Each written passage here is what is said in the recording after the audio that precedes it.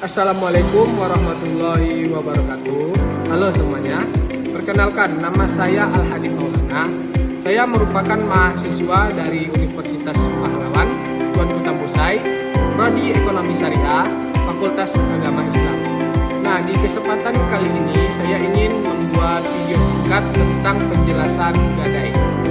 Sebelum masuk ke pembahasannya, ada beberapa poin yang akan kita bahas nantinya.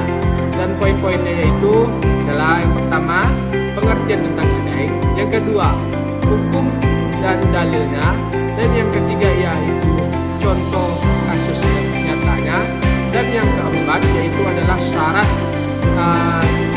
gadai, dan yang terakhir yaitu adalah nilai spiritual yang ada di dalam pergadaian. Oke, tanpa lama-lama, langsung saja kita masuk ke pembahasannya. Let's go.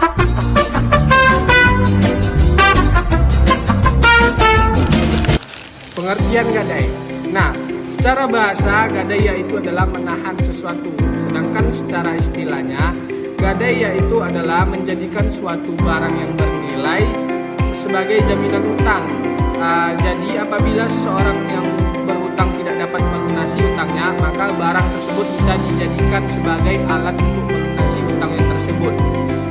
Sebagaimana firman Allah Subhanahu wa taala dalam surat Al-Baqarah ayat 283 yang berbunyi atau artinya jika kamu dalam perjalanan dan tidak mendapatkan seorang penulis, maka hendaklah ada barang tangguhan yang dipegang. Ayat ini juga menjadi dasar dibolehkannya sistem gadai dalam Islam, selama dilakukan dengan cara yang adil tanpa menzalimi salah satu pihak. Oke, next. A few minutes later. Hukum dan dalil gadai. Para ulama sepakat bahwasanya hukum gadai yaitu adalah mubah atau boleh. Bahkan Rasulullah SAW saja pernah melakukannya. Dalam sebuah hadis yang diriwayatkan oleh Bukhari dan Muslim, disebutkan bahwa Rasulullah SAW pernah menggadaikan baju besinya sendiri kepada seorang Yahudi sebagai jaminan untuk membeli makanan bagi keluarganya. Subhanallah, ini menunjukkan bahwa gadai bukan hanya boleh tapi juga menjadi sarana saling tolong menolong. Yang penting dilakukan tanpa adanya bunga, tanpa adanya penipuan, dengan ridho kedua belah pihak. Oke, kita akan coba masuk ke contoh kasus gadai. Contohnya seperti Ahmad itu ingin membayar uang sekolahnya yang berjumlah 2 juta, dan dia itu meminjam uang kepada Hasan dengan cara menggadaikan sepeda motornya. Dan ketika Ahmad berhasil membayar hutangnya tersebut, maka Hasan diwajibkan untuk mengembalikan motor si Ahmad. Dan seandainya jika Ahmad tidak bisa mengembalikan uang yang telah dia pinjam, maka Hasan diperbolehkan untuk menjual motor tersebut. Tapi dengan catatan, Hasan hanya boleh mengambil hasil penjualan tadi itu sejumlah dengan hutang yang diterimanya. Maka sisanya tadi itu wajib dikembalikan kepada Ahmad. Nah, itu dia contoh kasusnya.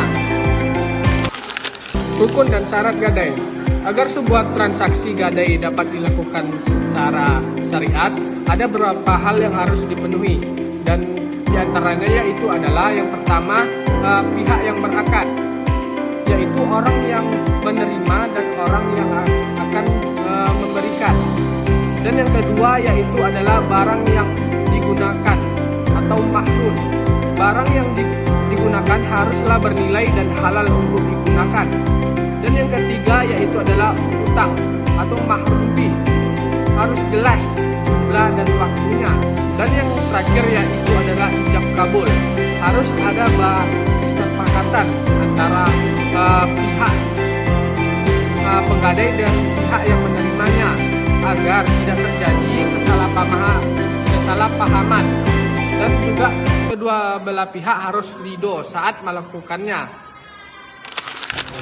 Hikmah dan nilai spiritual dalam gadai. Gadai ini bukan hanya tentang urusan keuangan saja teman-teman, tapi juga mengandung nilai moral dan nilai sosial yang tinggi.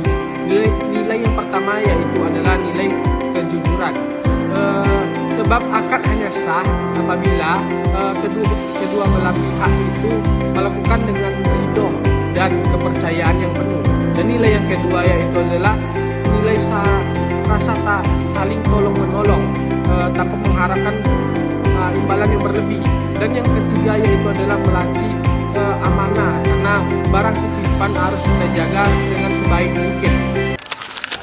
Nah, itu dia tadi pembahasan singkat kita kali ini. Terima kasih kepada teman-teman sekalian yang sudah mau menonton video saya sampai akhir. Saya ucapkan terima kasih sekali lagi, dan kita akan berjumpa lagi di next video. Oke, thank you, dadah.